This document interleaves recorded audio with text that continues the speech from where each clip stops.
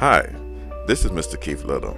The Cincinnati United Local Artists Network and I have put together this very small piece of Cincinnati blues and jazz history. This is not your typical traditional style of documentary. We give you the honor to hear firsthand from the artists themselves, instead of us trying to tell you all about them when they're no longer around. With hopes that some of you may remember certain facts and others may want to research that which you may not understand. Cincinnati has a very rich history of blues and jazz, and some books may not reflect the truth. So what better way than to hear firsthand from the artist yourself? And please understand the message and the reason for this style of documentary. Enjoy the show and love somebody.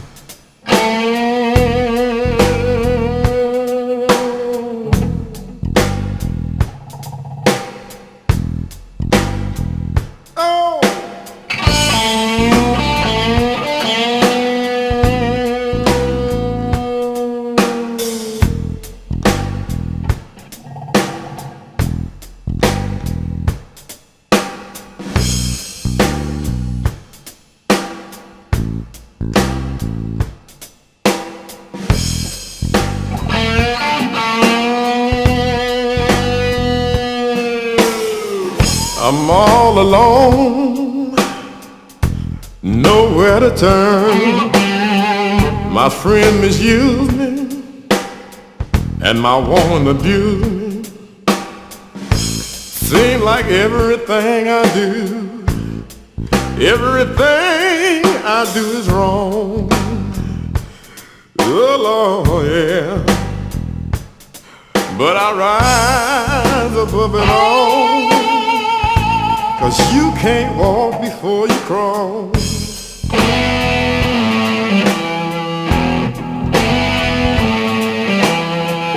Down on my luck, I can't seem to find a friend, someone I can depend on through thick and thin, yeah.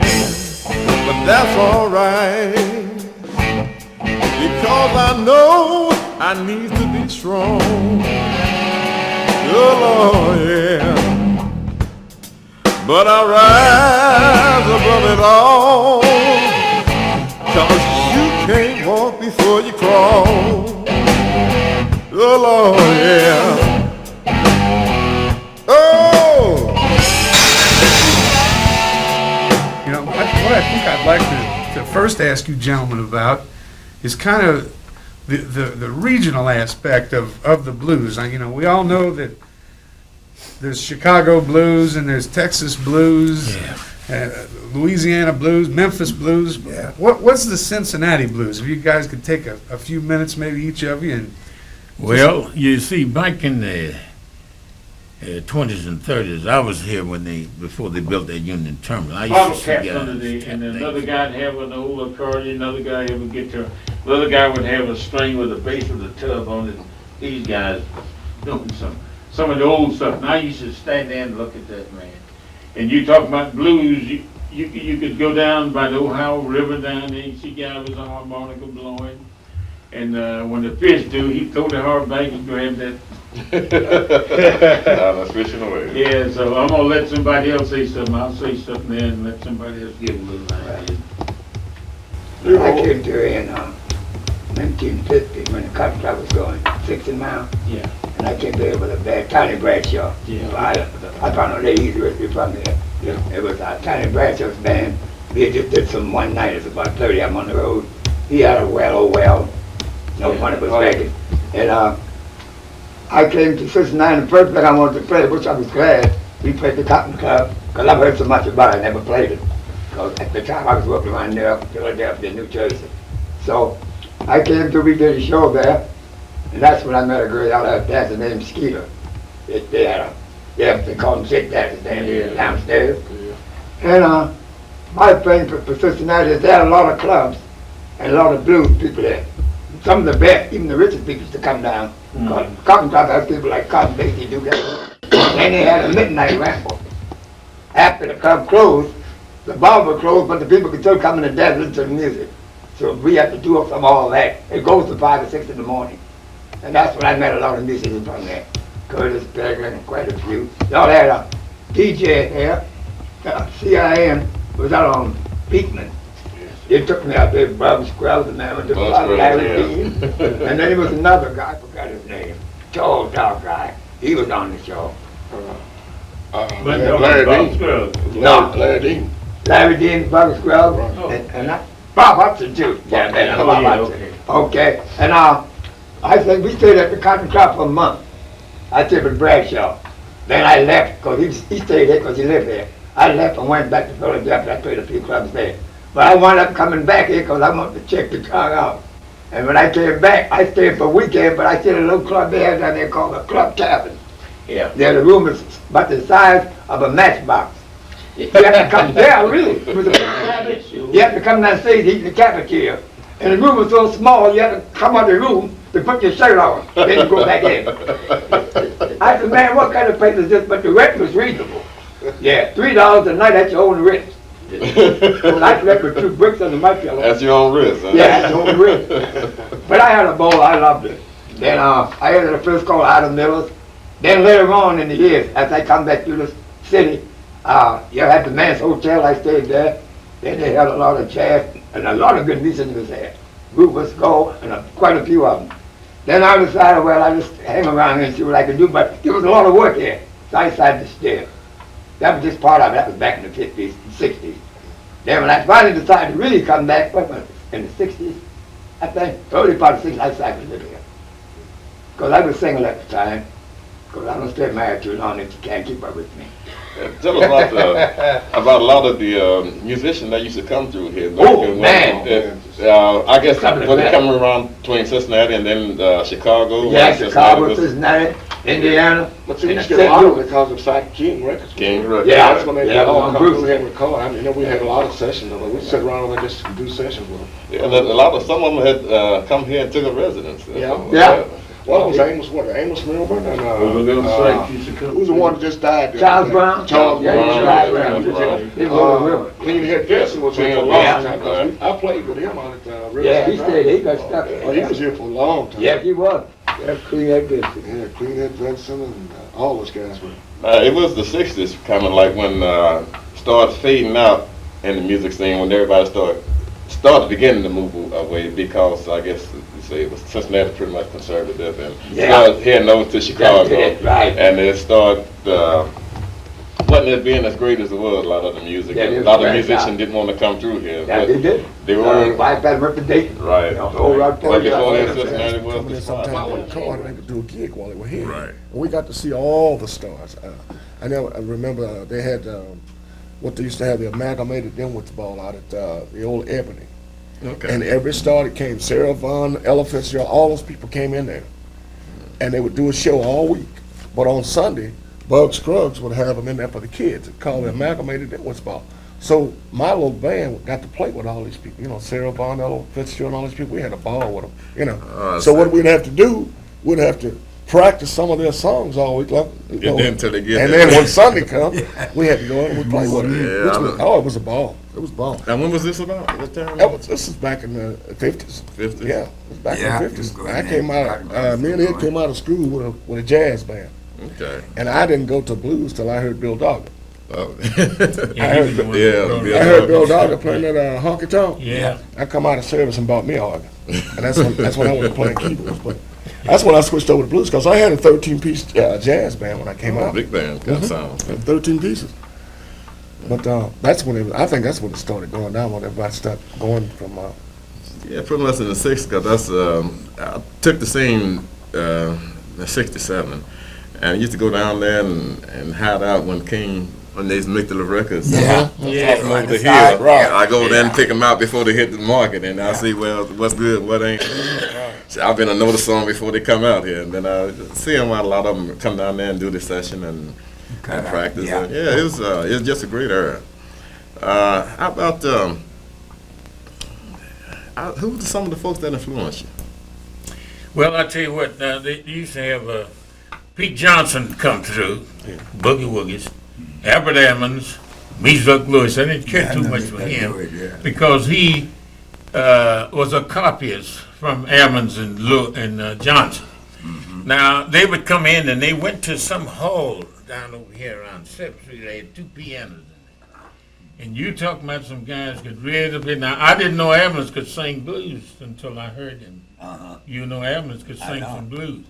And the greatest, the guy that I didn't like most when he come through, I'm sitting at the playboard. You were at the playboard. Yeah. I'm playing a big grand piano sitting in that. Now, I could play at the time.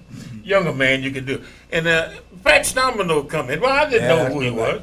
And he come in there. Here's the words he said, and I'll say it as long. I'll tell him right on this phone. He come in there and he said, "Get the hell up from this piano. Let somebody down. You can play. You can't play no damn piano." I said, "Hey, come on, man, sit down." Yeah. And play. I'm gonna take a break in there. So I went to the bartender. He says, "You know who in the hell that was?" I said, "I don't know, and I don't care." That's Pat Stomino. I said, "What?" Yeah, I found my. I said, "Oh Lord, man!" This guy. And I went round with his little hat and got some money, and I went back up to play. And he come back up. He took his hat and dumped it out, the money right on the piano, and went down on the signboard. He said, "Take this and stick it."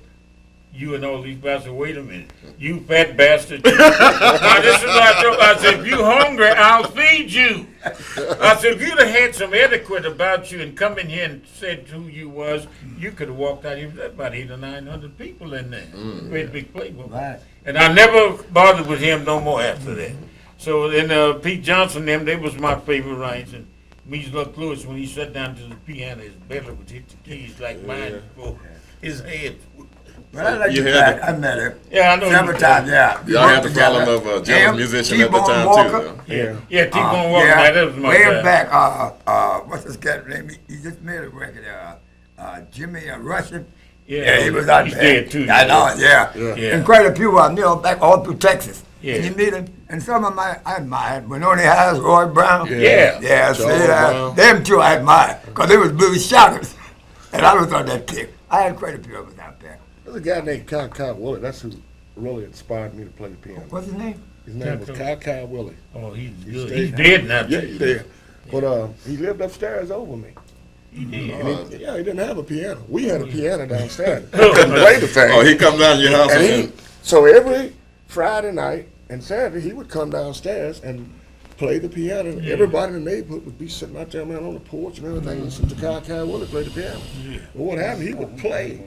And then he'd leave. When he'd leave, I'd get on the piano and play the same thing he just played. Well, I'll be done. That's why I started playing piano. But by ear, getting us Mother feel. sent me to take lessons. It didn't do no good. You remember Black Jack? Yeah.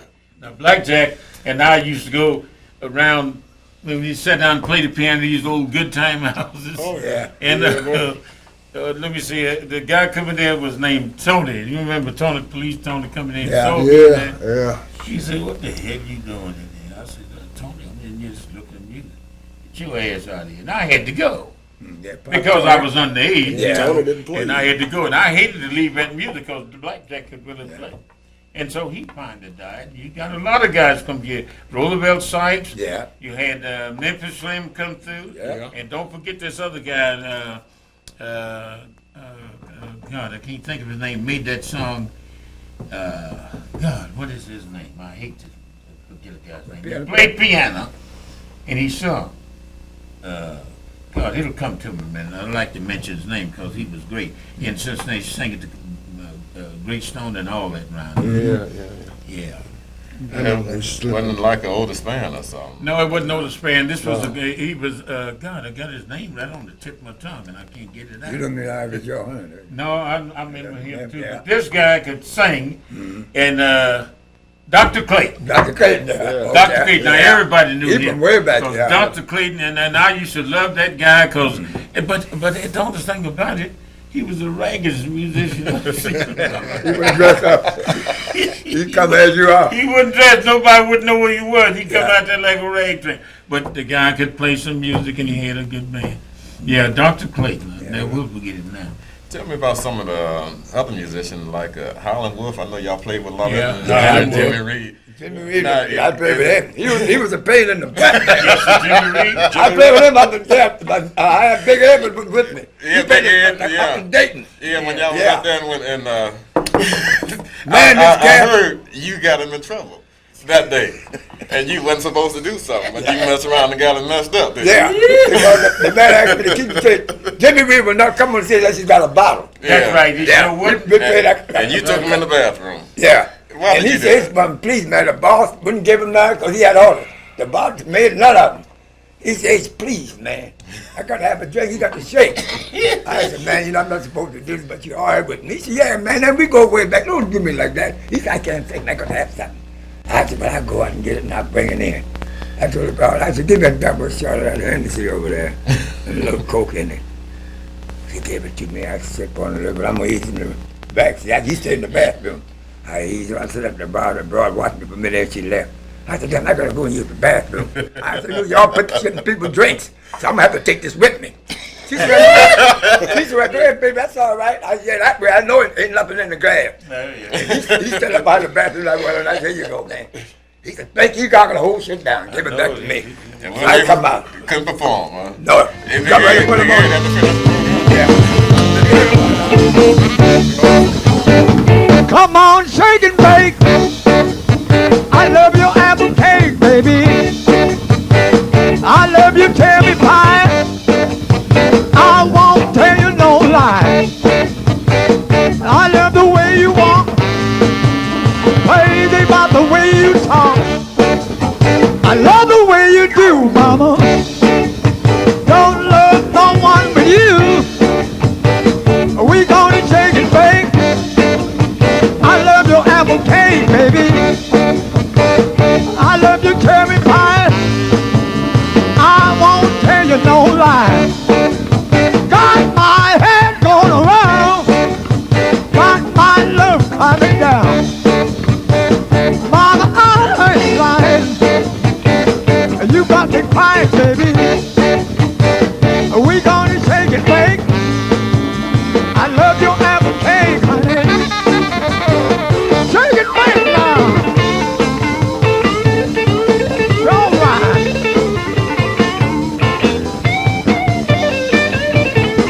Ow! Show you right.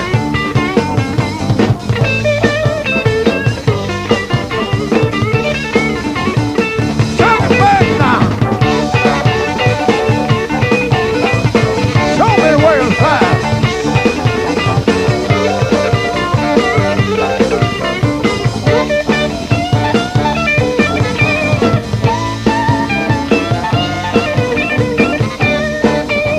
You know you've got my soul, honey. Come on, rock and roll. Mama, I ain't lying. You got me crying, baby. We gonna shake and bake. I love your apple cake, baby. Come on, shake and bake. Let me see your apple cake. You build up from the ground.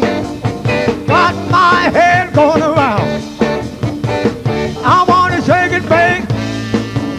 I love your apple cake, honey.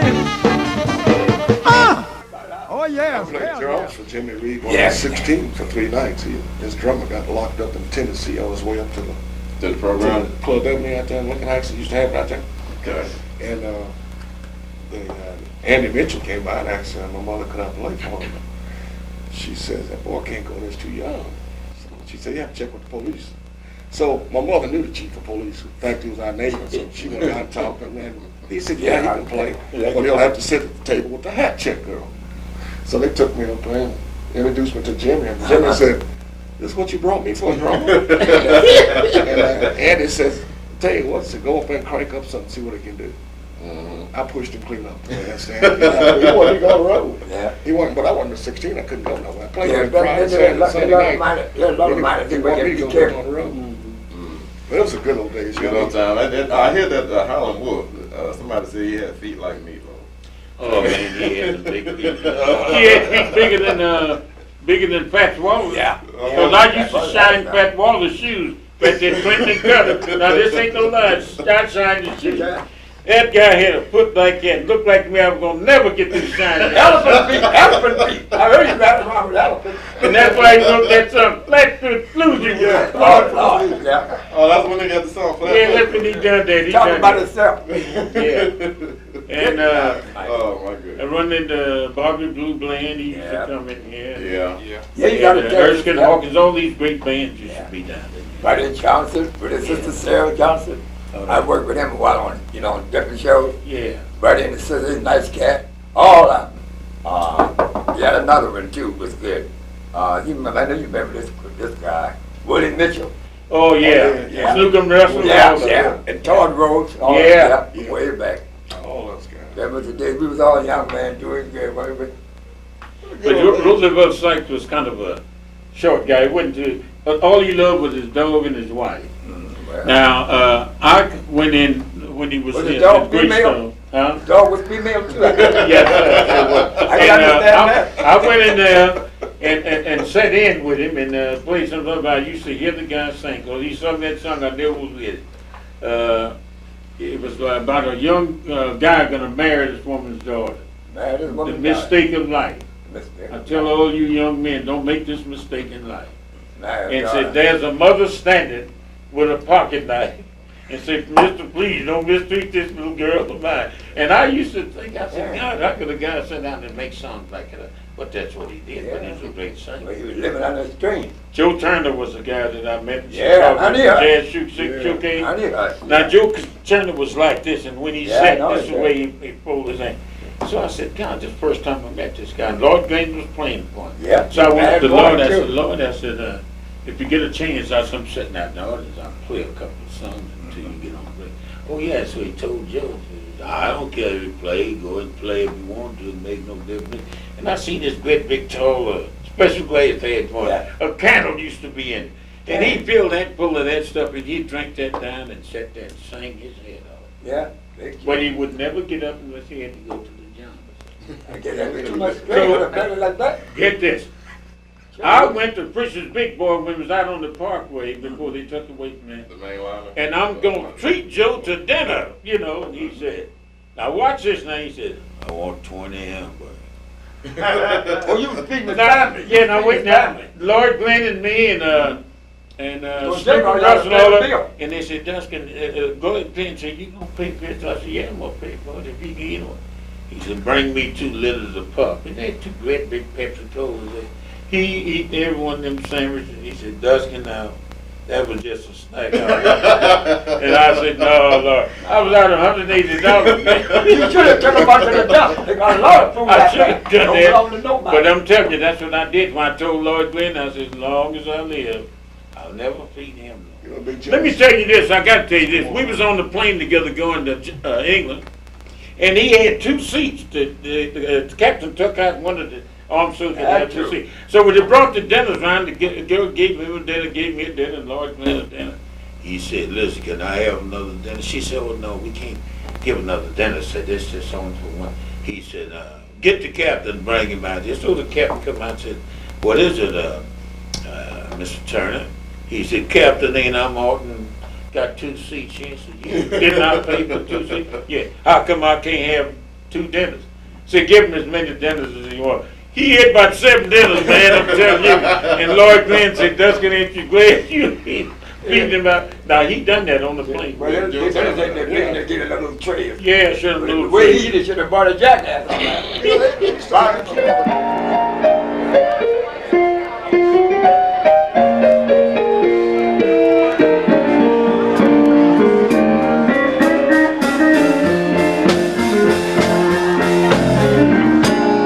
Hello world,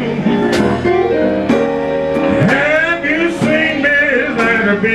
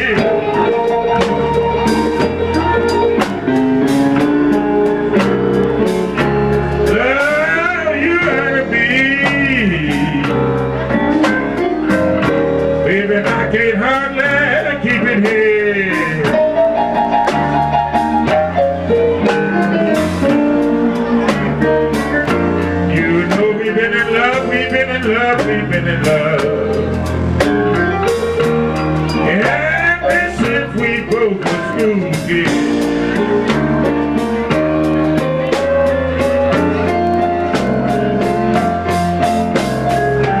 Have you ever been in love with someone? Every now and then they run across your mind.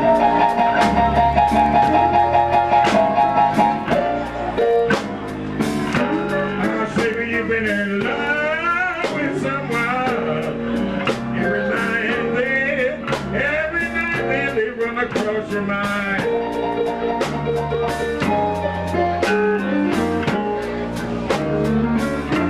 You hope they don't live in Cincinnati. They live somewhere down the line.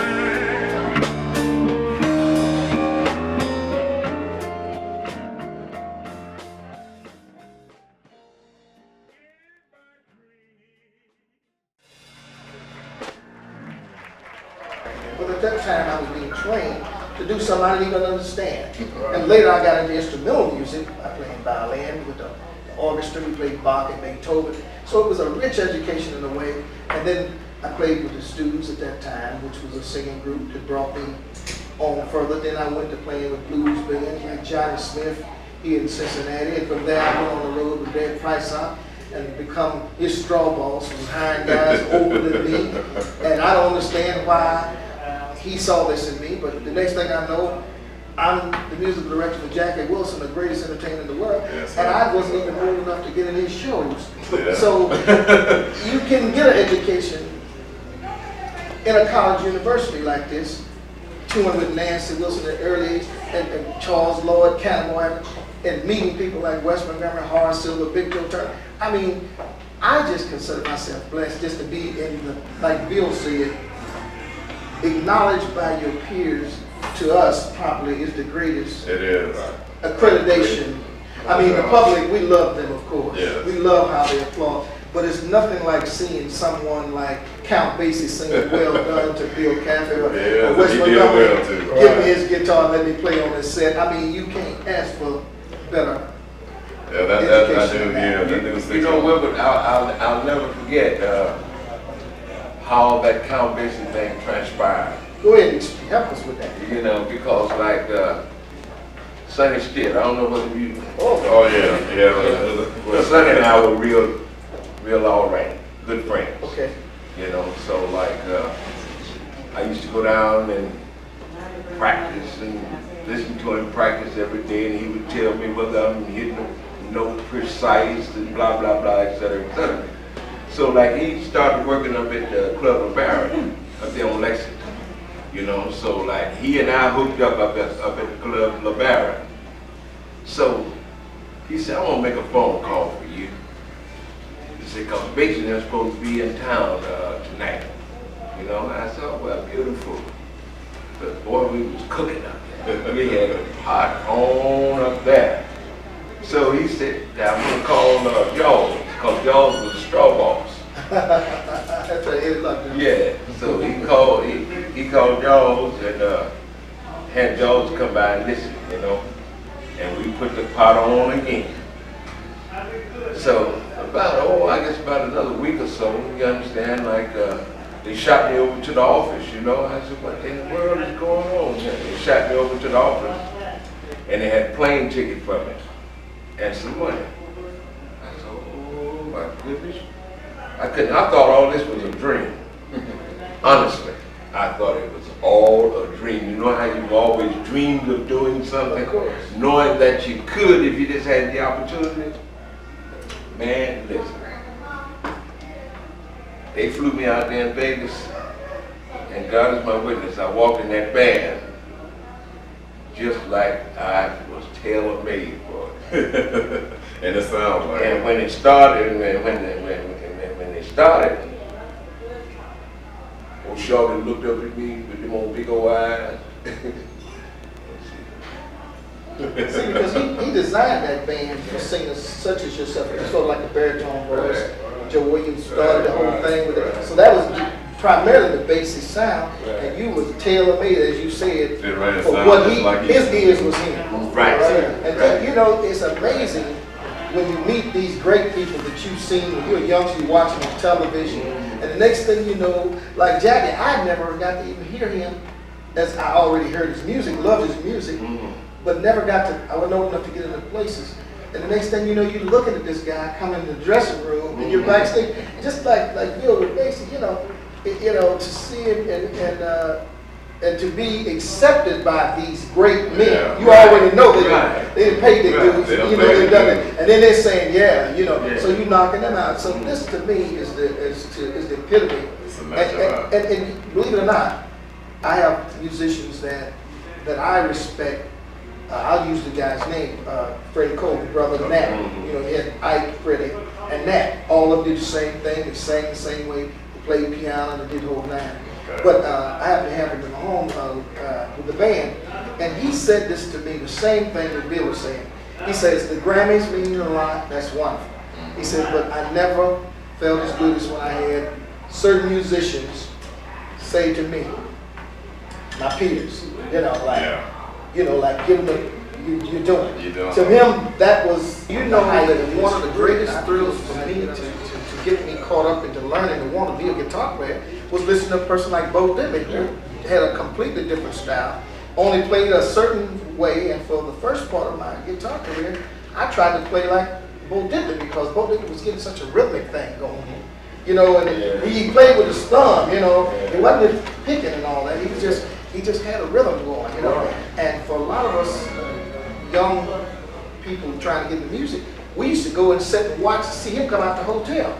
Because he had all them special made guitars. He had a rig. It was all square. It wasn't like the regular guitar. He had his own guitar. You know what I'm saying? This is back in the 50s. That's exactly right. Late 50s, early 60s. And this guy, he set a whole new tone with the guitar. And at that time, I couldn't tell what type of style. I just knew he was doing, he was a big star at that time. Right. He was doing the big show with Vern Baker. That's right. And all of the greats, and he was a feature. Yeah, because we were there anyway. That's the first time I come in contact with Bo Diddley live. You ripped them apart. I hate you, baby,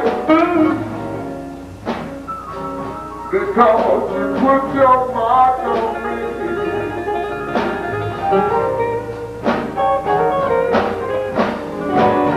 I hate you, baby, because you put your mark on me.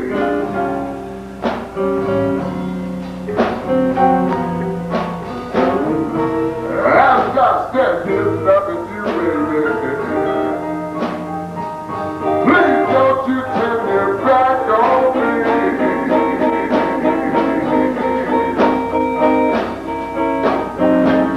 I go to work every morning, full of energy. I try to do my job, girl, but the sweet Lord won't let me be. That's why I hate you, baby, because you put your heart on me.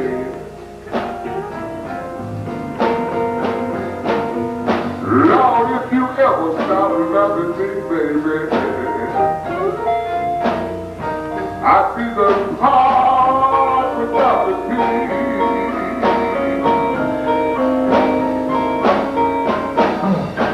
I hate you, baby, 'cause you put your mark on me.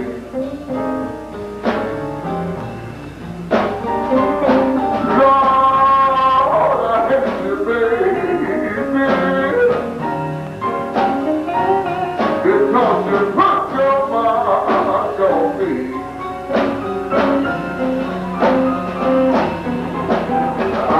If you ever stop loving me, baby, I'd do the part without the peace.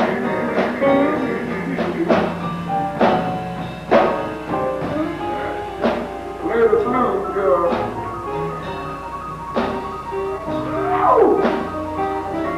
Lean back your home, boy.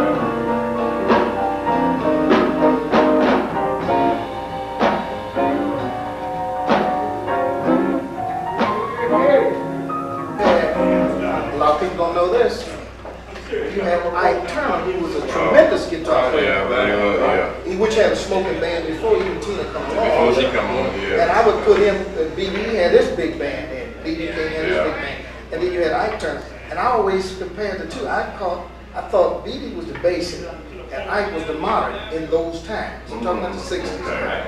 And a lot of these things were influential to my style of guitar. And then we came along and moved on into the modern blues, the Jimmy Smith and the Kenny Burrells and the Wes Montgomerys and all that. So all of these impacted me, but it never fails.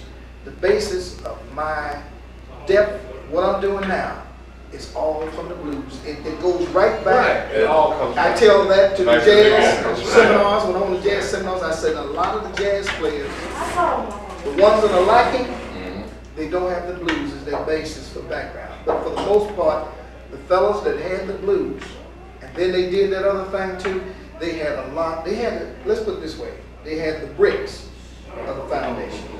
Like me and Bill said, you can't lose with the blues. You can't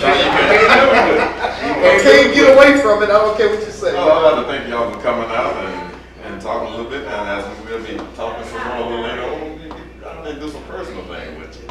And we go ahead and like the world to know pretty much more things about you, in depth, personally.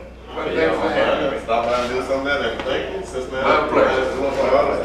Network, Felony. Thank you for having us. And we like to say it until next time. Good evening. All right, let's go make some noise. All right, let's go to him. What is it?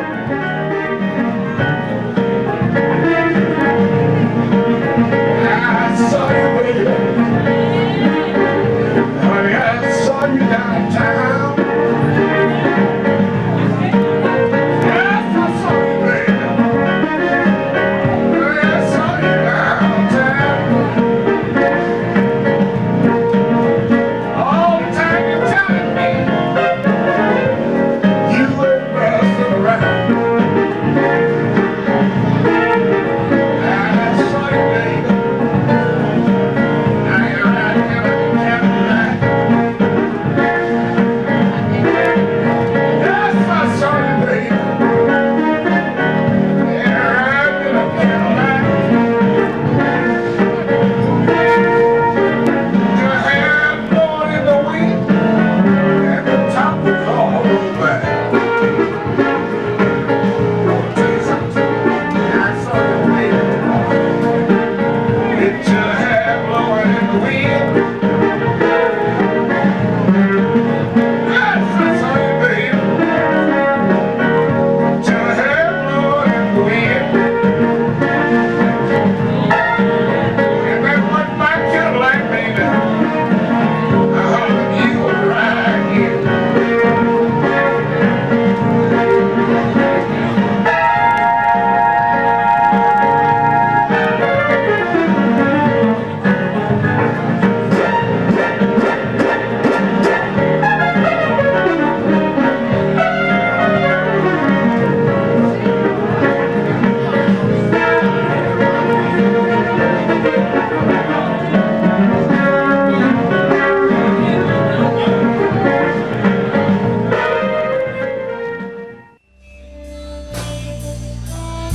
You can grab your baby on this one. Hug just tight as you want to.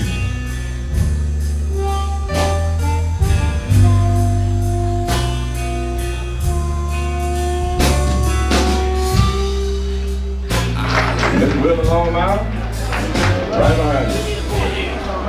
We love you, son. Mr. Joe Dusty. We love you, son. Mr. Lonnie Bennett. Let me get out, boy. Yes, we love you. Yeah, this is my mentor here, Mr. Bill Catherine. All right, now, the thick and better. Want to let you know we all love you. Now you can smell your flowers. I'm glad y'all didn't wait until I died.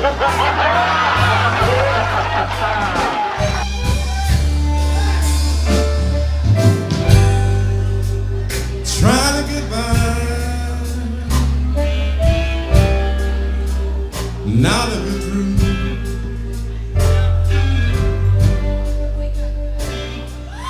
living my life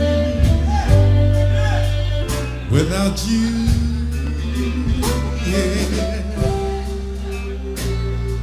see your face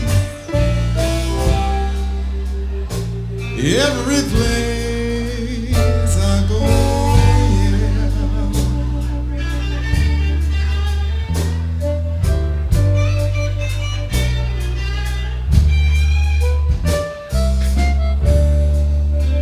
And the time pass on by,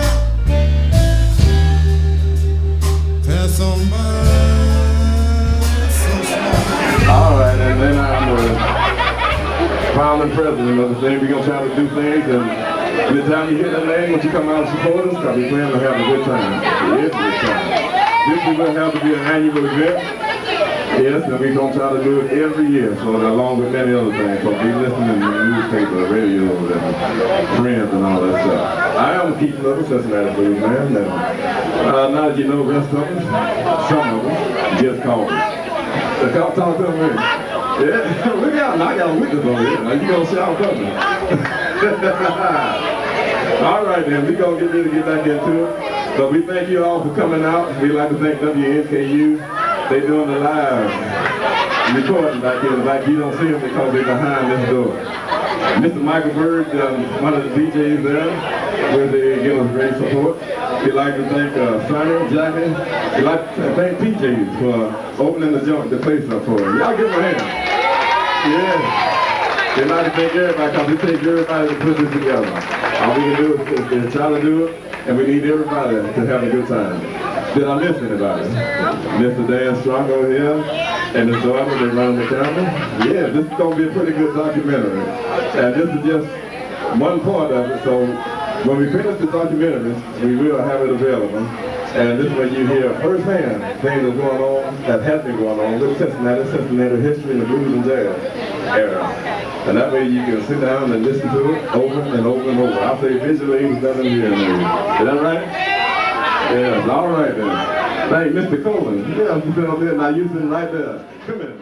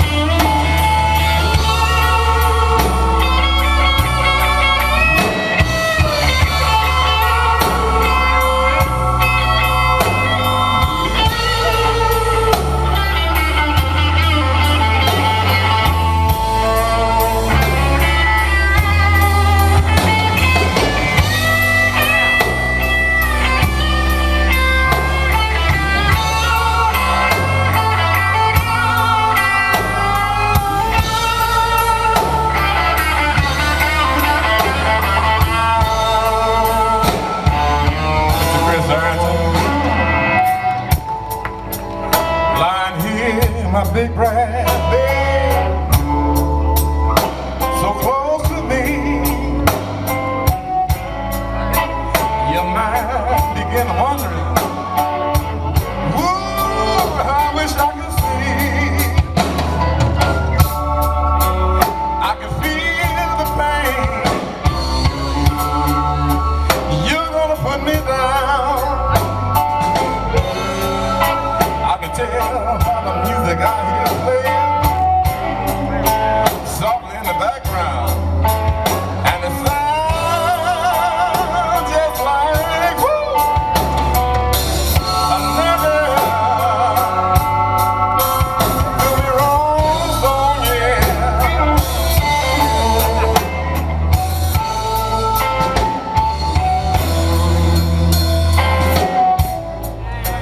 You tell me you're gonna shout it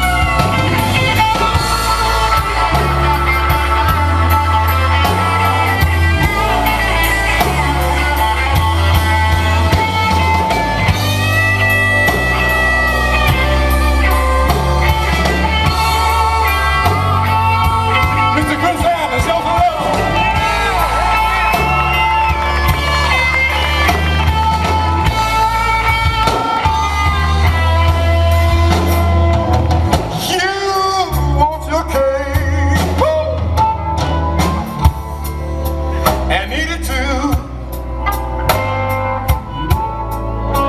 The party's over, baby. This time I'm leaving you. You won't have this fool no more. No more to kick around. Now the shoe is on the other foot, baby. I'm gonna have to put you down. Now the music sings. There'll be no more to be wrong, so yeah.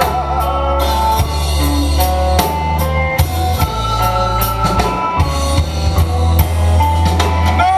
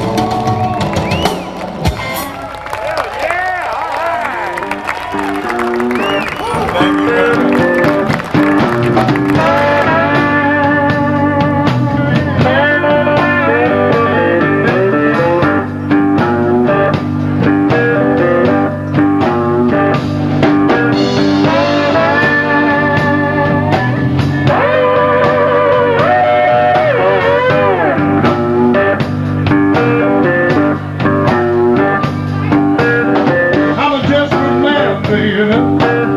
Got a heart cold as ice. I'll cut you once if you don't mean I'll cut you twice. Even when I'm angry and I'm cold like spring.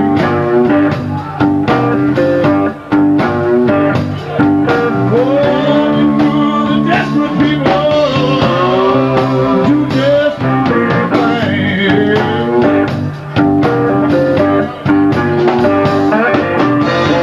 I used to believe, don't believe anymore. I knocked too many times and ended up standing at the door.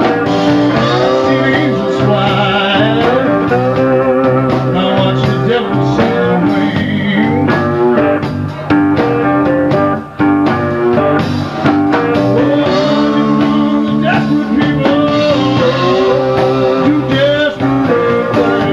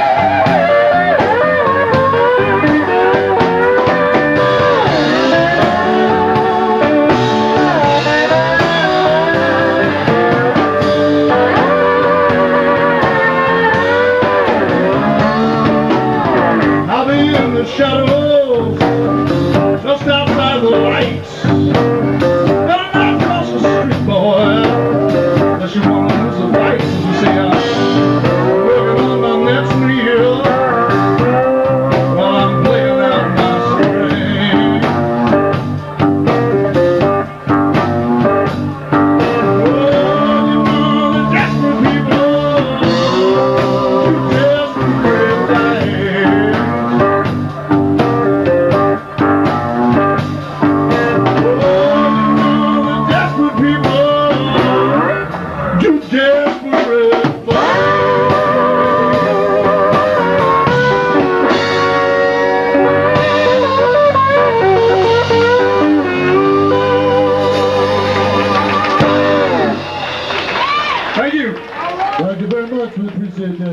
good people. The Greg Chopper and High Street.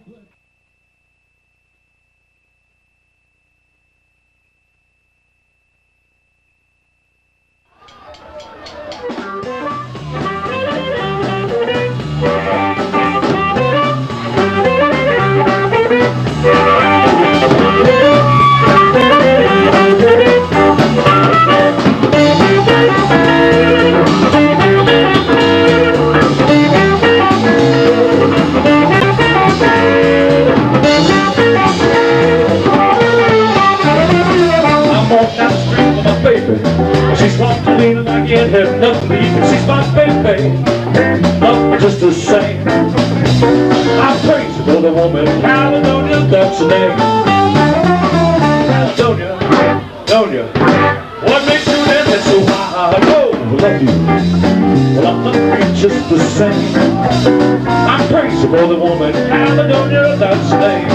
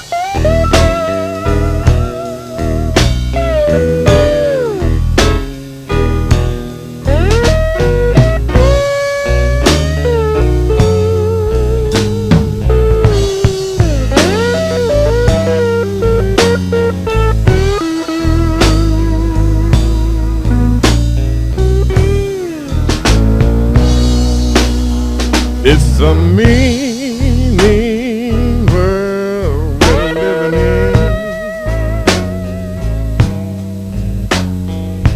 and all the problems life put us through. I said it's a mean, mean world we're living in, with all the problems life put us through.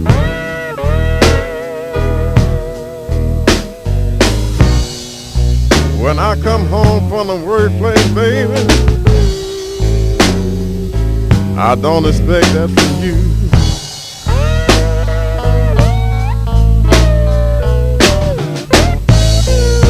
Listen, honey, I come home to be with you, baby,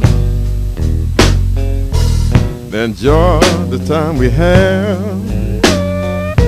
But all you want to do is argue, fuss and fight, baby, about the things you never had. No, no, baby, no, that won't do. No, no, you're so red with anger. Tell me about about some of this Sonny's All Blues spot here? Used to be old shout out. The old shout out was Albert Washington was in there.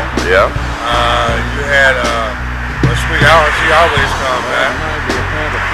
You have a dude called H-Bound Ferguson. He's an old legend. Oh yeah. He hangs between here and the one up there on They telling you to leave. California. Yeah, there's some of your favorites? Oh, yes, there are some of them. Yeah, every once in a while you might get someone to come through there. Make up your Like the old time. Well, my dad, he played to the south. You know, Tubby Williams, he played trumpet. He had, Parker, Eddie Quinn, Jesse. Mom Maybe was one of the, not Mom Maybe, but Caledonia was one of the favorites down here. Yeah. She come down with her tambourine, and the girl worked out. Yes, you do. Look out. All right, well, we thank you.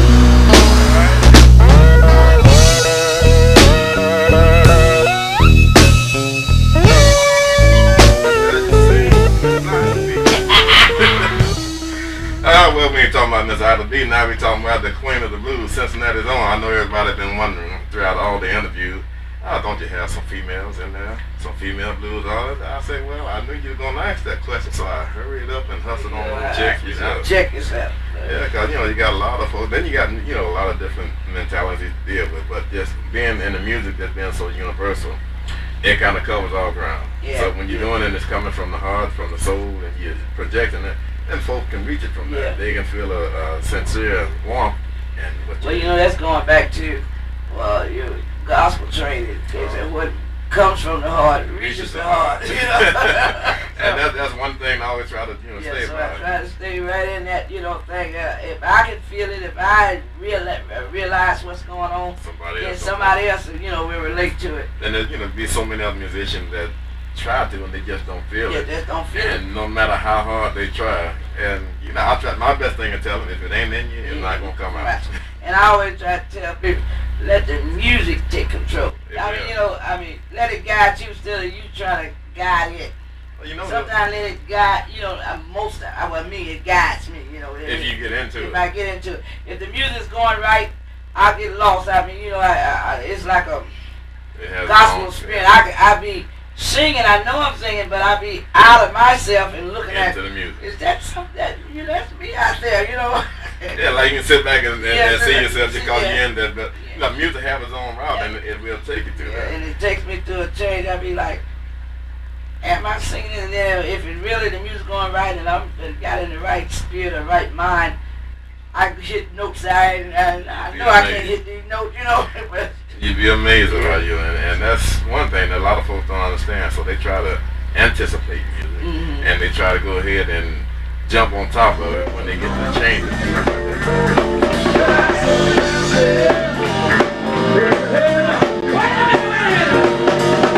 You may say, I'm big and fat, but I bet you my stoop down ain't no bit of it.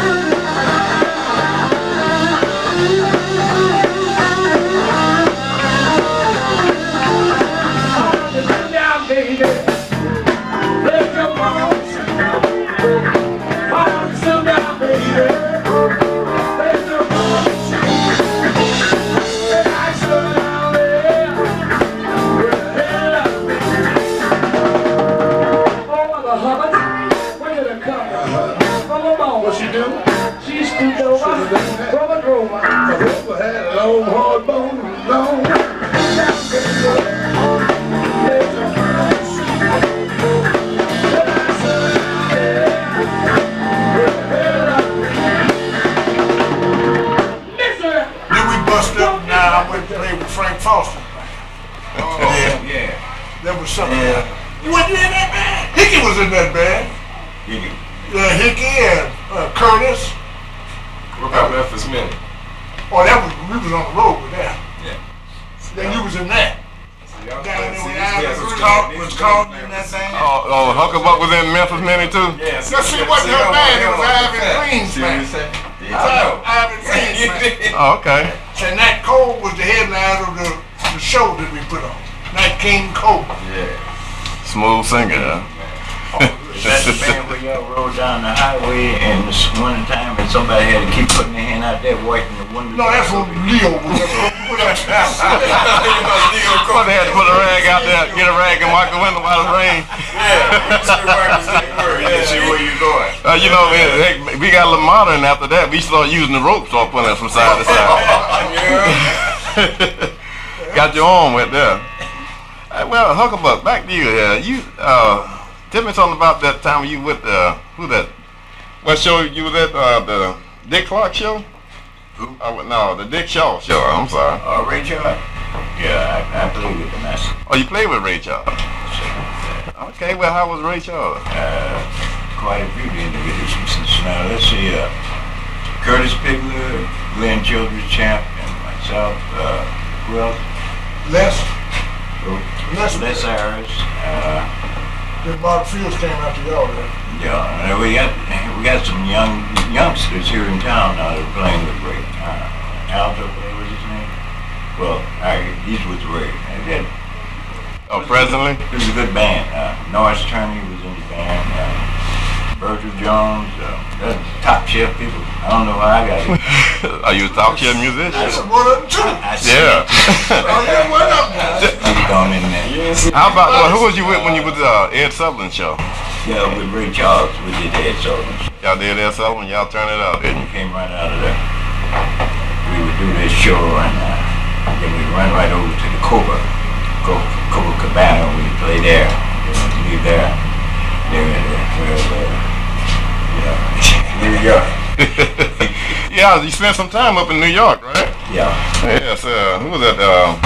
Some of the radio show, WLIB, Ed Williams show? Yeah. Tell me about that. Oh, that was an experience. See, Ed is one of the bookers there, and he brings in name bands and things. And he'd be out in Central Park. So y'all was outside where all the folks were at. When he get on the radio and play something, the people listen. Oh, well, that was good. Somebody got a listening ear. And they come out to Central Park, that's where y'all had the big entertainment going on? Yeah, we would have at least once a year. Okay. Now, tell me some more about who the rest of them you played with. Some more. I see you had the Rolling Clerk. Oh, yeah, Rod Son. Rod Son. But everybody in Cincinnati would be Rod Son. Rod Son, that's what you call him, huh? Yeah, well, that's with Rolling Kirk. Well, that's Rod Son. Okay, name a few more. Curtis Amy, Junior Cook, Blue Mitchell, Horace Silver. Just about everybody. You done covered some ground, ain't you? And you talking about you the baby of the bunch, huh? Here at the Cotton Club with Sonny Stitt. You won't believe the band that was behind Sonny Stitt, but I'm going to tell you what it was. Big Chick Farley on drums, Odell on piano, Cotton Top on guitar, and Cotton Top on guitar, and what's that young man? Well, anyway, that was the band. Well, Cotton made some of the greatest people in the world. And Sonny Stitt, we had a good time with Sonny. All right. Taught me a whole lot of things. I'm still learning. Cotton Top. Hey, you don't know Cotton Top, do you? Well, I like to get with Thomas and get on my rhythm and things. You know, all those Latin rhythm and those different patterns. And then you sit at home and ding ding all you want until you get down there on that. Then you got to do it there. That's a different thing. That's where it's at right there, huh? Doing it for real. Not working them out. There you go. I'm just happy to be here. Yeah, get back with Snooky. That's why he talking about he was the baby of the bunch. I don't believe that he was Snooky. I am the baby. I'm the youngest one.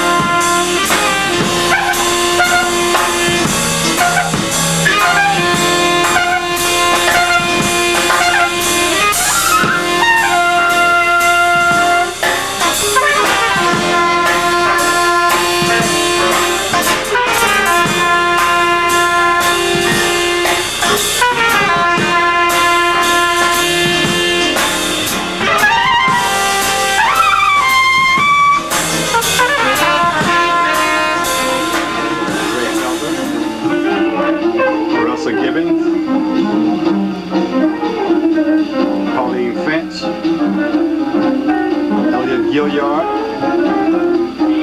As the bass player, Russell Gibbons. Pauline Finch and my ex-wife, Ruby. This is me, Lavelle Wilkerson, and Janelle, better known as Jimmy Halpert, Snooky Gibson, Lawrence Coleman, Lavelle Wilkerson on bass. There's D. Hart, Frankie Payne, Sonny, and Shaggy. John Thomas. That was C.W. Perkins on trumpet with Shaggy. All these photographs was made by Lavelle Wilkerson, bass player, Playing photographer. saxophone now is Don Lewis. And videotape also by Lavelle Wilkerson Sr. Bass player, photographer, and videotapist. This is a magazine I put out back in the early 80s. Highlighted musicians and something like a highlight. Mine was called Out Tonight magazine. I had a printing shop also. That's Don Lewis playing in the background on tenor. After Don, back to me.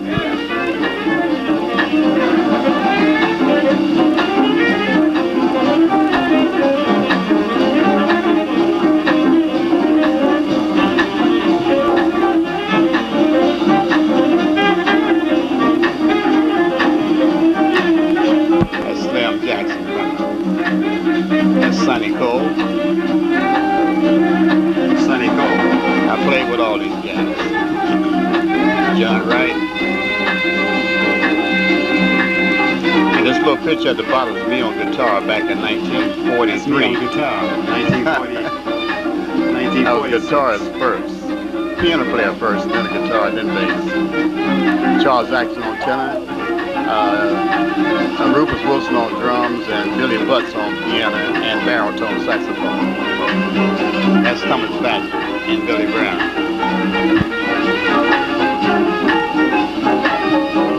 Up in the upper corner there is my son Albert on bass.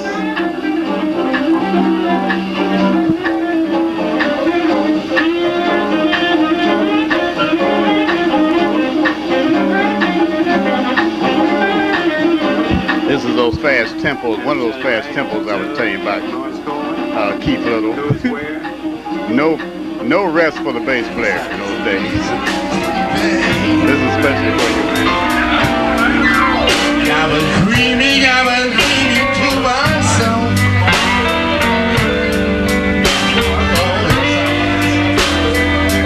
I said, now, who in the world don't love me? When I can't even love myself.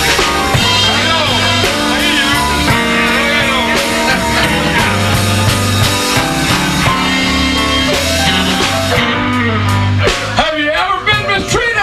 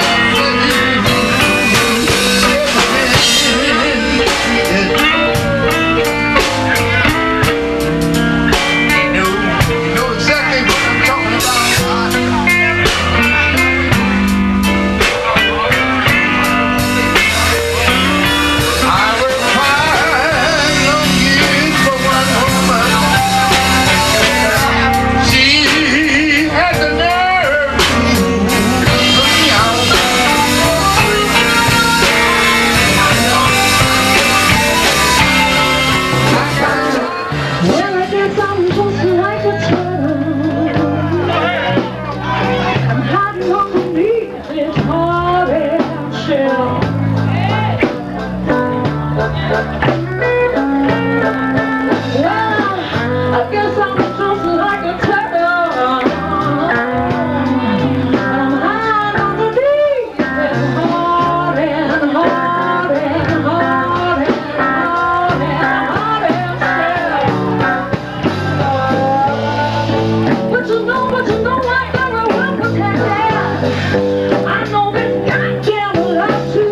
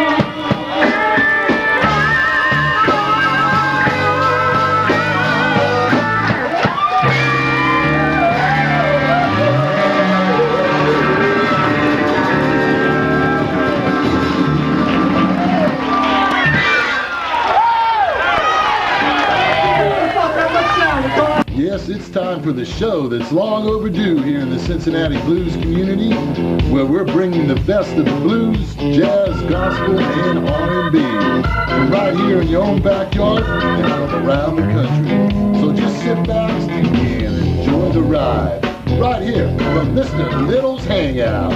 Now here's your host, Mr. Bluesman himself, Mr. Keith Little. Well, all right. Thank you for that introduction there, my famous co-host. It's good to be back with you, brother, man. All right, the Cincinnati, how you doing? Look here, just when you think we can't get no better, I try to prove you wrong. Matter of fact, I do prove you wrong. Today we got a very special guest here, none other than the one and only Mr. Steve Tracy, the one with the book. Well, matter of fact, he had a few books, but the one I'm talking about is Going to Cincinnati. Steve Tracy, how you doing? It's great to be here, Keith. I'm doing fine. It's great to be back in Cincinnati and finally have a chance to get together with all the blues people here again. Man, you know, I've been trying to hook up with you for quite a while. We've been doing some talking back and forth across the internet and trying to get back to the phone and trying to find out, hook up every time you get back to Cincinnati. As a matter of fact, I'm going to have to take a trip up to your town. Oh, that would be great. Well, we need some blues people up here, I'll tell you. Do it in the fall, Keith, because where Steve lives in western Massachusetts in the fall, it's mind-blowingly beautiful. Oh, it is. Oh, man, well, I got to get up there in the fall. Well, I hear that tell us more about your book that you had going to Cincinnati. Going to Cincinnati was really the book that I always wanted to write when I was at the University of Cincinnati in the English department. I needed to write a book about literature, obviously, to get my degree in there, so I wrote a book on Langston Hughes. Okay. And the influence of the blues on Langston Hughes' poetry, actually. And that was the first one. But then I knew some people in the College Conservatory of Music who had always said, well, you know, I'd write something on the blues in Cincinnati. And so I'd always been interested, at least in doing that, and done a lot of research over the years with Pigmead and Joe, Albert Washington, and H. Bowman, all local those guys. greats. So, and going back, I used to go to the West End and talk to people about the Cincinnati Jug Band that played here in the 20s and 30s, and Bob Coleman and Walter Coleman and all those guys. So eventually they got a Cincinnati Bicentennial book series together that was coming out, for some strange reason, the University of Illinois Press, who had published my first book. So the people at the University of Illinois Press got in touch with the people in the history department at UC who were in charge of the Bicentennial series.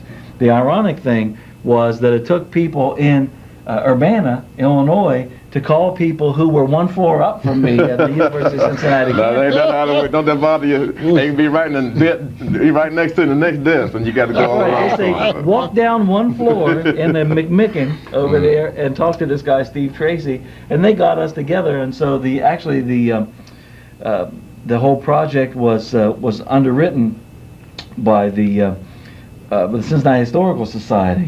So they underwrote the publication of the book, and I got then a postdoctoral fellowship to take a year off and collect together all my notes, do whatever else I needed to do, and write it all up. And I'm everything. glad you did, because it was a great book. Oh, as a matter of fact, I've talked with quite a few folks around the world, and they bring up the name of the book when I talk with them and tell them that we were doing a video documentary as a kind of follow-up, because there are some folks out here call themselves writing books about some of the stuff going right here, which is lies. And I tell them, and a lot of them, when they don't do the research right and they just put stuff out and they get wrong, what people read later on in years, they begin to believe it. And so, I say, well, what you did, I really commend it. Well, it wasn't that you just got something and heard what somebody else said and tried to put down hearsay. You went back and you did the groundwork.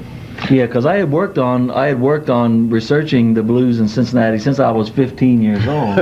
You were sneaking in the glories there, starting to do it, weren't you? I would go out and see Albert at the Vet's Inn. I'd go out every weekend and see Albert. Well, you might have seen me around. I was the young rascal around there sneaking around. I sneaked to get in because I carried equipment in, and they throw me out sometime. But you ain't got no business in here. But sometimes they just got to see me down there so much, I stayed out the way though. Yeah. And those were such great days. When you hear musicians like Albert Washington in his heyday and Big Joe Duskin and different people like that, I got so much from the blues over my life. I really thought, of the book as kind of trying to pay people back for some of the great memories that they gave me and all I learned about being a musician and everything. Because you got to pay back. Yes, you do. Yes, you do. People, there are lots of people out there who talk in all different kinds of ways. They talk about how they did it all by themselves. I don't think anybody.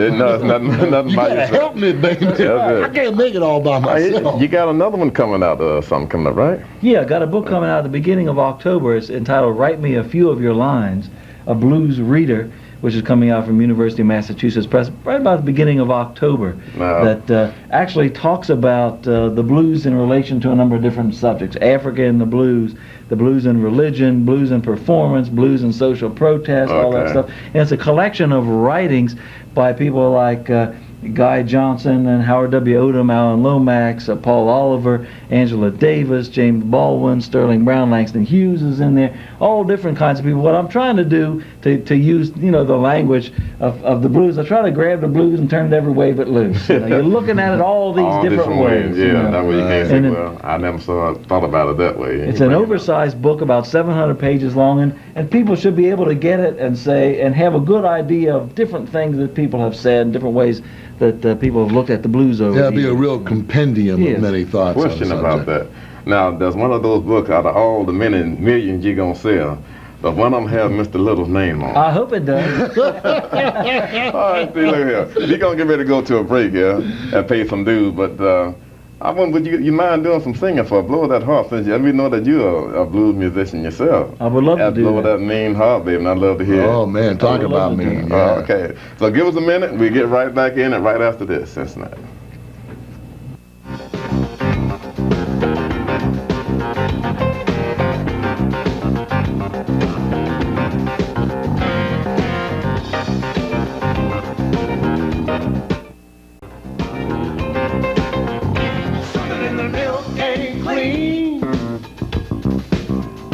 Something in the milk ain't clean. All right, Mr. Travis Haddock. Yeah, he's going to be here in October. We're going to tell you some more about that.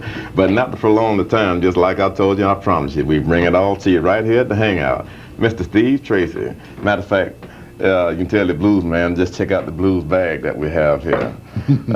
Shucks. Man traveling his own brown bag. Mr. Steve Tracy going to do a song, don't do a John Henry. Let's take it away, Steve.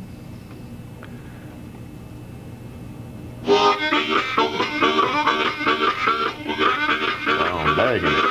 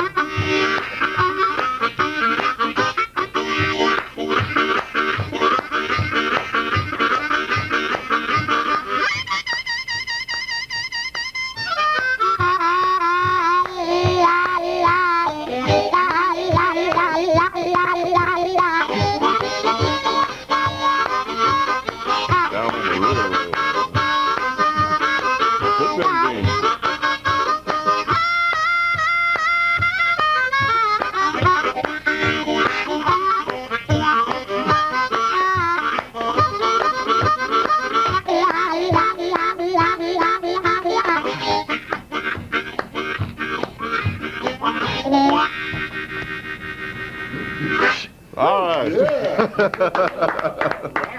Yeah, John Henry. Woo! Testifying All right. time, brother. Yes, sir. Well, we like that. Mr. Steve Tracy. Yeah.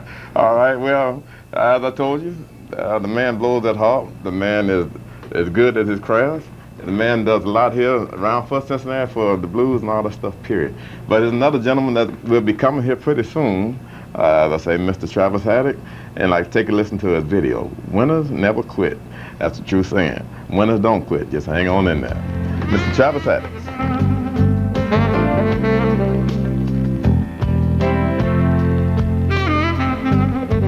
Sometimes life deals such a losing hand. You wanna hang your head and cry. So many rejections as a man that make you wanna lay down and die.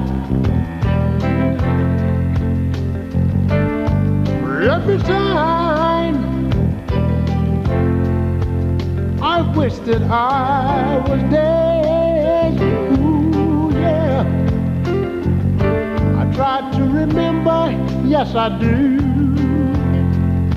the words a great man once said. He said, if at first you don't succeed, you ought to try and try again. Ooh, yeah. Winners never quit. Never quit. Oh, yeah, yeah. Quitters never win. They never. I'm gonna say it again. Winners never quit. Never quit. Oh, no. And quitters never win. They never win. It seems like you never win a race, no matter how hard I try. I fall flat on my face, yes I do, and I don't know the reason why. Every night, ooh, before I retire to bed, ooh, yeah, yeah, I try to remember, yes I do, the words a great man once said. He said, if at first you don't succeed, you ought to try and try again. Winners never quit. Never quit. Oh, no, no. The quitters never win. They never. I'm gonna say it again. Winners never quit. Never quit. Oh, no. The quitters never win. They never. After you lost everything you own, all you can do is mourn. Ooh, oh, oh yeah. Oh, oh yeah. Ooh, ooh. I say winners never quit. Never quit. Oh no, no. Quitters never win. Oh, I'm gonna say it again. Winners never quit. Never quit. Oh no. The quitters never win. They never win. And I'm a winner. Never quit. I just can't quit, no. And I'm a winner. Ooh, yeah, yeah.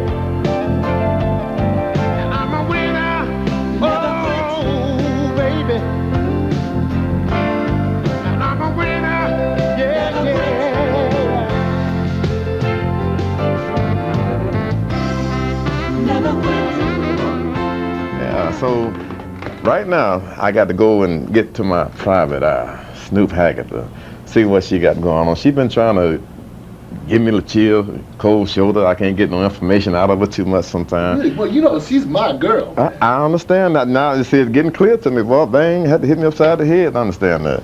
Let me give her a call, see what happens. Give her a call, man. Oh, she heard from you a little bit. Put her on the speakerphone now. Yeah, you do that. Hey, sorry. Hello, Snoop Haggard here. Travel our club in the best tracker. Hello, Snoop. Mr. Little here at the hangout.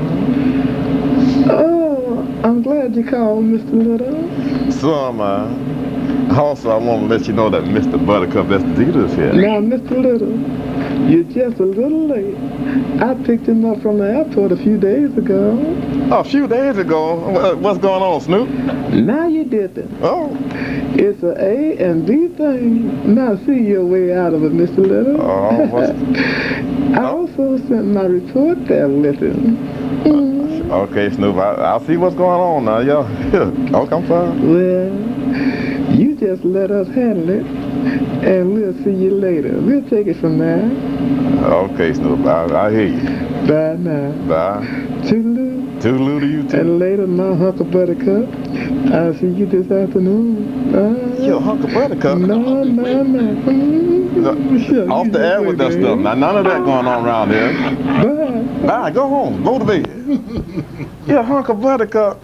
A couple days. You didn't tell me she picked you up a couple days ago. Hey, yo, I can't tell you everything. All right, maybe I did dip a little too far. She jumped on me, but she get in my case about that all the time. I'm just trying to find out what's going on. Well, trying to reverse the role. You know what you need to know. Okay, I got you. No, I'm gonna be west this time. Yeah? All right. All right. So what did she send me with? Welcome back once again, Cincinnati, to Mr. Little's Hangout. Right here we have with us again Mr. Mark Sastry and Mr. Larry Garshon. Two gentlemen that we had with us last week, and they did such a splendid job. But we still have some information that we didn't get out to you, and we want to talk some about that too. Is another important thing of a Michael Bainey scholarship, and I think which is another great thing that's you guys was some part of doing, right? Yeah, that is a great thing. When Michael first died, we were thinking what good could come out of this, because it was a really sad time. That was tragic. And you hate to lose your friends, and especially your musicians. There aren't that many that you can afford to lose them. But as it turns out, with the scholarship and the shows that have gone on and the benefits, it's turned out to be a great thing. Well, all right then. Michael was in both our bands.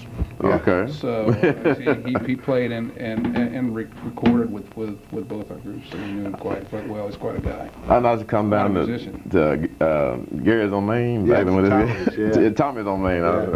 Talking with Gary. Tommy's on Main. Back when y'all was playing, I'd sneak in the crowd. Y'all didn't know I was there, and just listen to y'all jam something. Just watching, just have a good time. And fun. Those were some good years. Yes, it was. And then to see that happened with you, it always is sad. Like we lost a lot of good musicians to Albert Washington, Big Ed Thompson, and like I said, trying to do some things and keep them. That tragedy just a little while back. Roger Troutman. Oh yeah, another friend we grew up together with, and different bands and around. So I just think like we just kind of losing out on quite a few. But the thing that you're doing there is kind of good things for musicians. Get together and back up, trying to stick together. That code of honor. Yeah, it's one of the things about doing the Shades of Blue is that a lot of these people would never otherwise play in the same configurations that we're putting together on the CD. Yes, and we like to take some of it is group stuff, but a lot of it is just a guy from this group, a guy from that group, and we blend it together, and it's worked out really well. And that's one thing I like about the Shades of Blue that y'all do, that you get a chance to mix talent with talent, and then just let it flow. So Cincinnati really got it going on. Get some different things. And let it go. Well, y'all gonna do a few more songs for me? Sure. Gladly. Well, all right, then. So we get you hooked up in just a minute. And Cincinnati, you liked them just last week, and I think you're gonna love them this week. Once again, Mr. Marco Sastry and Mr. Larry Garshon. We'll be back in a minute and get right back in it right after this. Fire's burning down, hard to see the moon.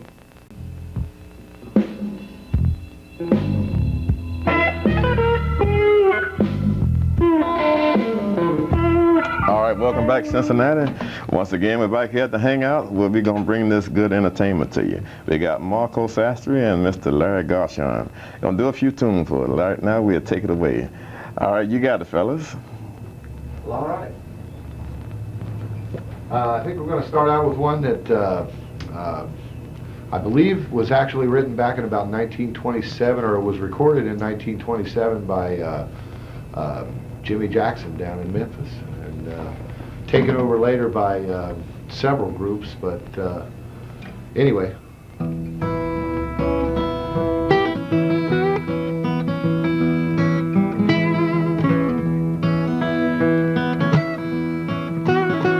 Well, now, listen, people, about to sing a song. Going to St. Louis, Lord, it won't be long.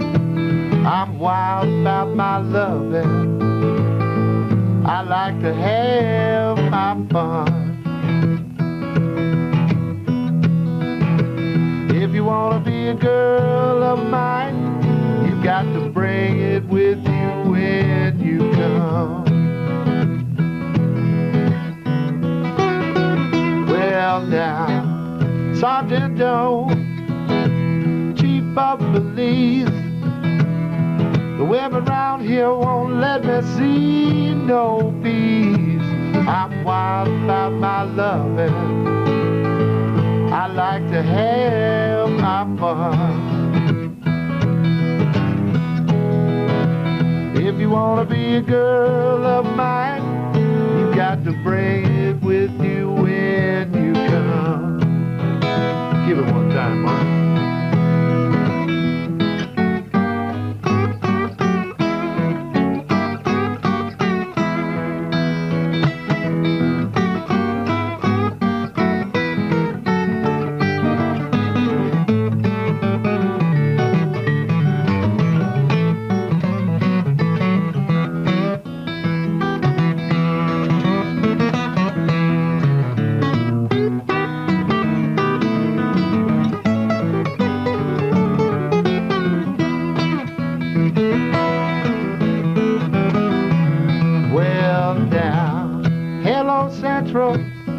What's the matter with your line? I want to talk to that highbrow of mine. Don't you hear me talking to you? I don't bite my tongue, no, no. If you want to be a girl of mine, you got to bring it with you when you come. If you want to be a girl of mine, you got to bring it with you when you come. You want to be a girl of mine, you got to bring it with you when you come.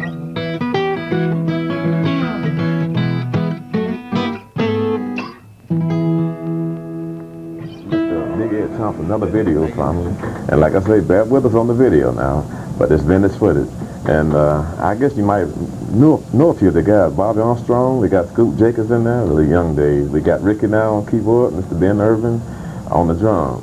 Let's go back to why he do My Baby. Hey.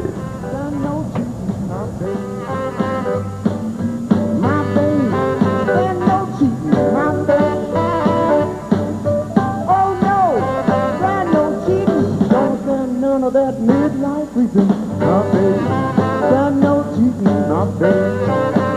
Yeah, my baby, know she loves me, my baby.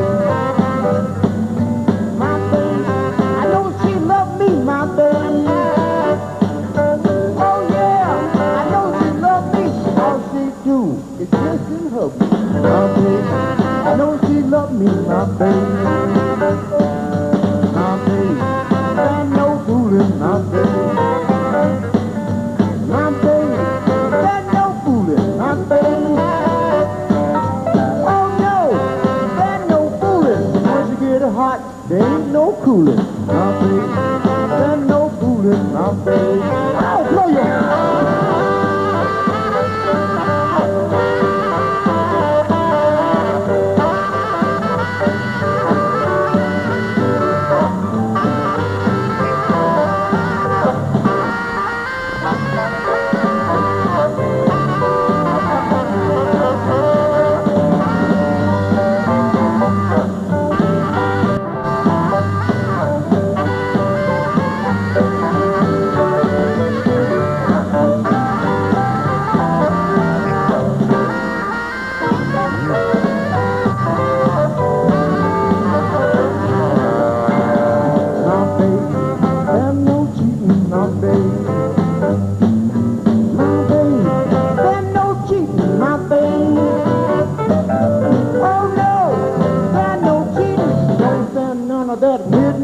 cheating, my baby.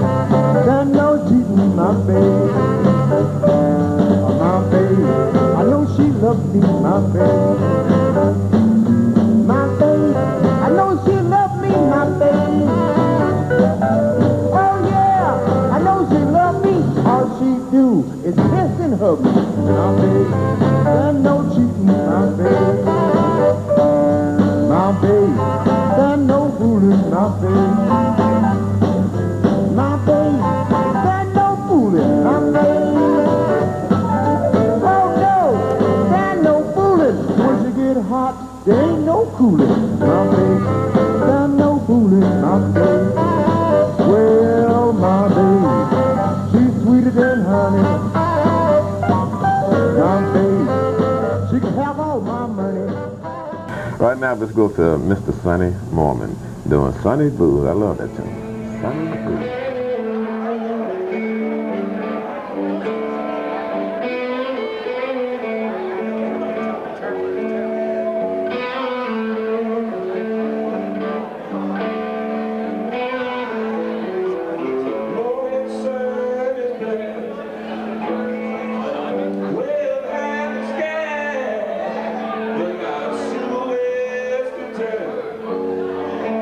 Last night's been that bad.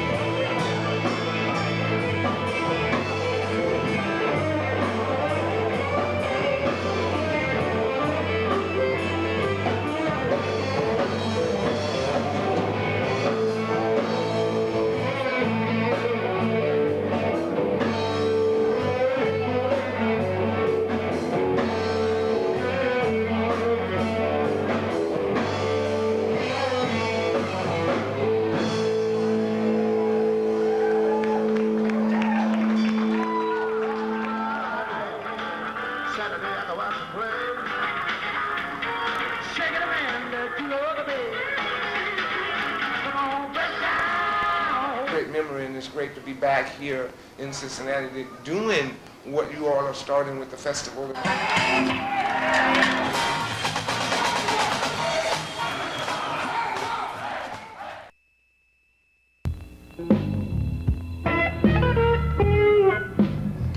All right, once again, we're back. And as promised, we got the Reverend Billy Rule and KC to do this song, Running. Take a listen. You got it, fellas. Take it.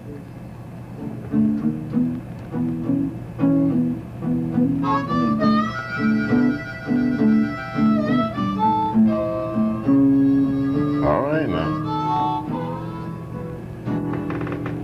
In my search for understanding, oh, heartaches linger on. I've lived 10,000 yesterdays. Will tomorrow ever dawn? I keep seeking answers to my questions, but there's no one to explain. Well, all right, baby. Others here I perish, and I can't escape the pain.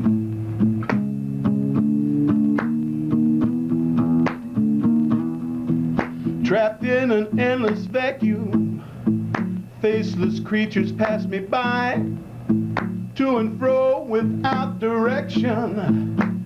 They have no tears to cry as I glance into a window.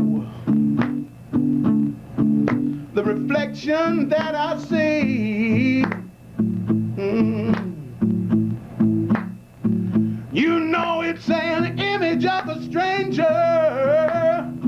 Oh, then I realize, you know it's me.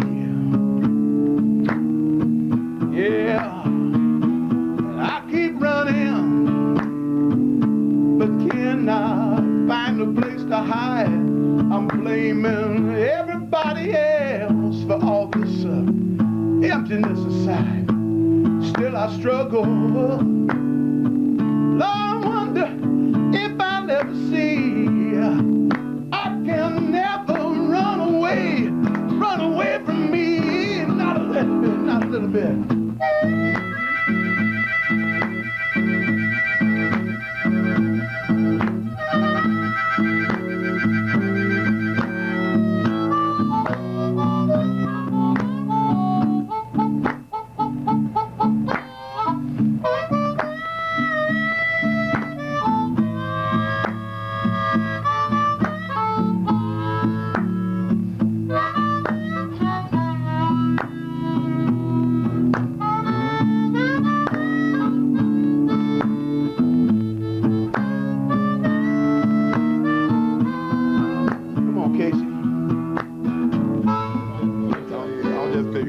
All right, get a history lesson here. You do your thing, and then we'll get back with you. All right. This is a piece about a little bitty railroad in the Mississippi Delta that was immortalized in song by Charlie Patton around 1929. This is our take on it. It's called the P-Vine Special.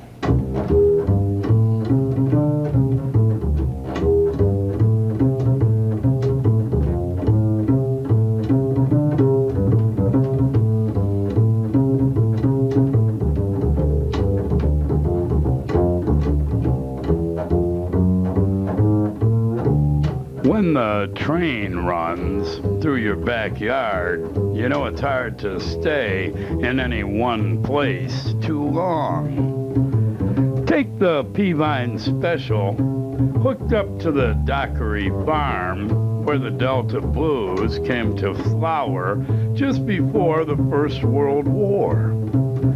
P-Vine starts out from Cleveland, Mississippi at 4 a.m., runs 2 miles south to Boyle by Tommy Johnson's place in 1913, then over to the private depot at Will Dockery's plantation, west over to Rosedale, and back to Cleveland before nightfall.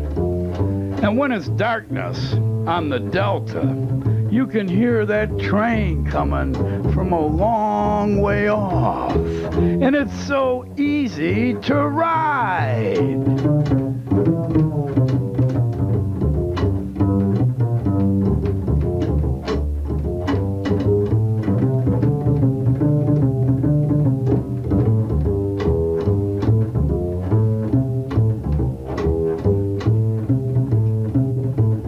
Take the Illinois Central from New Orleans straight through to Chicago in 24 hours. One-way fare in 1940 is still just $16.95. Or if you catch it in Memphis at the top of the Delta, one way to Chicago for $11.10. Well, let's go to Chicago, Ron.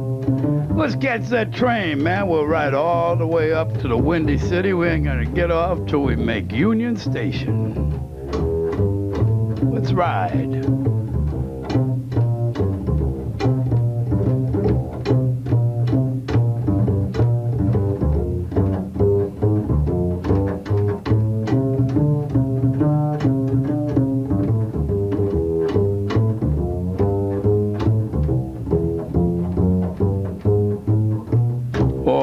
Say you don't want to go that far.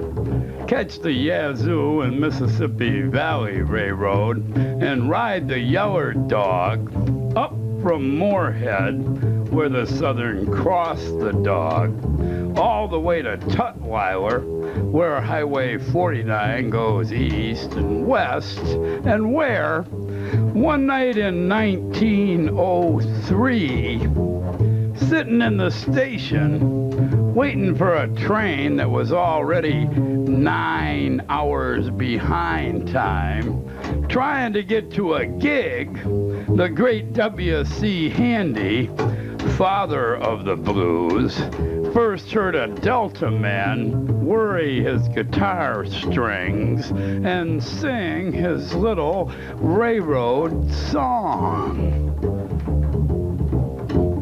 Down by the station, catch that train and ride. Why stay in this godforsaken place when it's so easy to slide?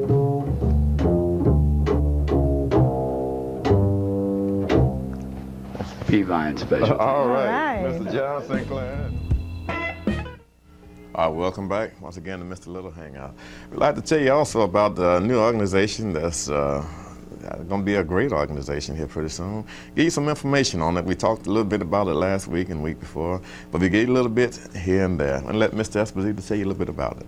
All right, we would like to tell you a little bit about Coulon Incorporated, Cincinnati United Local Artists Network Incorporated. And it's a collective of local musicians, at this time mostly blues players, but we're open to other musicians, particularly jazz and R&B and gospel. And that's right, we get into that, and as we go, we will tell you some more about it. But now it's time we better get on out of here. And until next week, we'll see you later. I'm tired of treating me the way that you do.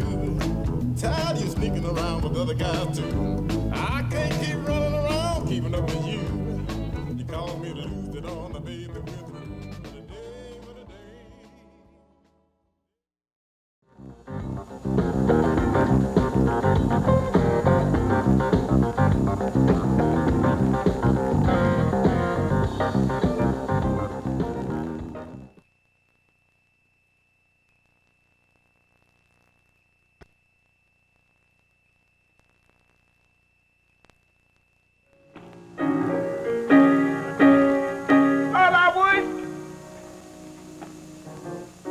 I can do the thing I used to. But as I got old now, my friend, Lord, I can't do them things no more. I want y'all to help me.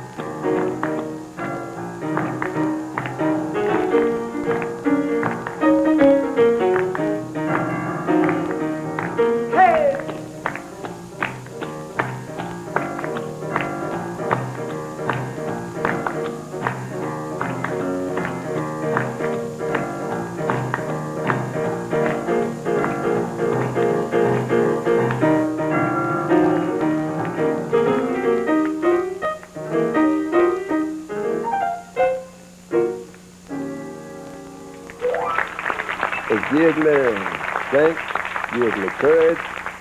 I can study better, and I can do things better. If I got something to do, when I get home, I can do it, because I'm satisfied. I think I done pleased people, and not done pleased myself, because I love my music. I don't care what nobody says. Yeah. As long as I can raise these and do this, I'm satisfied. Because I know I'm making somebody out there happy. Yeah. Then I play the way they feel. You might have the blues. You and your old lady might be done have the little strength. Now you want the blues. You understand? Now I'm going to give it to you. Now you going to get it. I'll be going to say, well, I got another chance. That's the way that goes. Yeah. Yes, indeed. Well, y'all listen to this song.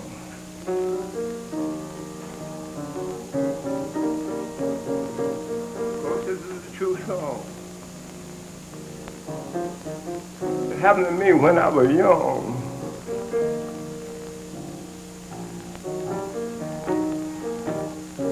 I was a little hard-headed. Lord, how much I disobeyed my mother.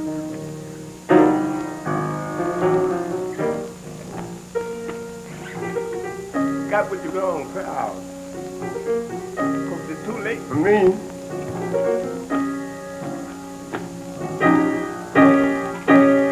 That's why I'm advising all you young girls and boys. Please don't be no fool like me. Because if you do, you're going to have bad luck the rest of your days. Come on. Yes, I'm sorry now. Because you're way too big for me. City going on to school that Monday morning. Boy, I just had to play hooking that day. If I get on me, live my life all over one more time. If I can only live my life over one more time, I go to school, my friend, and I wouldn't play hooky no more.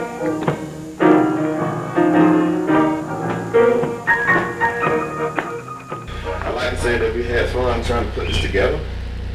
Hope you enjoyed what the artists had to say. And also hope you enjoyed what we tried to show you. That's from some of Cincinnati greats. That we didn't get a chance to get everyone in. It would be a much longer documentary. But for those that had a chance to speak for themselves, I think they represented themselves well, and Cincinnati. And we like to say from Cincinnati United Local Artists Network, Coolline, Popular Arts Entertainment, parent company, Pace Inc., and Mr. Little Hangout, the TV show, TV 25. Thank you for putting up with us. And until next time we do it again, we try to make it better. Now, go to bed, I'm tired. Give me my little cup of job. I'm down for the count. Thank you and enjoy the show. What a day, what a day. Go to bed. Mr. Little got the blues, and my day ain't over yet.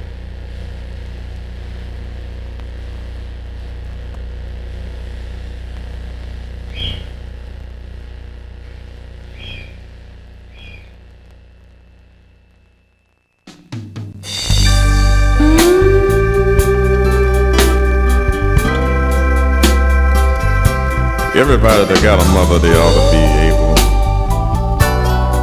to say I love you, special days, or just for being here. Listen here. She gave me life, that's where it all started. She suffered through the years, and mama never parted. She nursed my body when I was sick, And all my broken heart, my mother, she tried to fix. I just want to say thank you, Mama. First you gave me life, then you gave me love, then you raised me to be a young man. Thank you, Mama. I want to thank you. You never left me, and by my side is where she would stand. Thank you, Mama. First you gave me life, then you gave me love, then you raised me to be a young man. 'Cause you always I wanna thank you. You never left me, and by my side is where she would stand. She worked part-time to help Daddy pay bills and buy food for us to eat, and buy clothes for us to wear, and the shoes that we needed to cover our feet. It's a mother love that'll do these things, and I just want to say I thank you, Mom. First you gave me life, then you gave me love, then you raised me to be a young man. Nothing but a mother love. I wanna thank you. You never left me, and by my side is where she would stand. I wanna thank you, Mom. First you gave me life, then you gave me love, then you raised me to be a young man. I wanna thank you. You never left me, and by my side is where she will stand. A mother love may never be around all the time.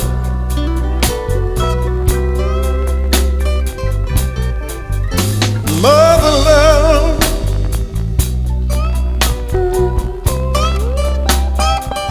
Mother love will never let you down.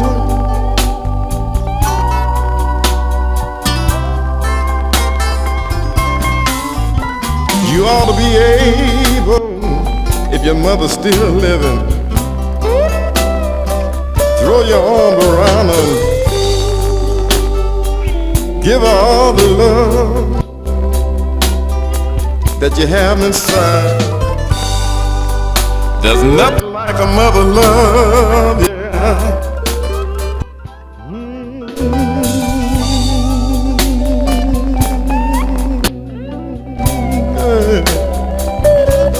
Nothing like a mother love, yeah. It's always by your side. Thank you, Mama.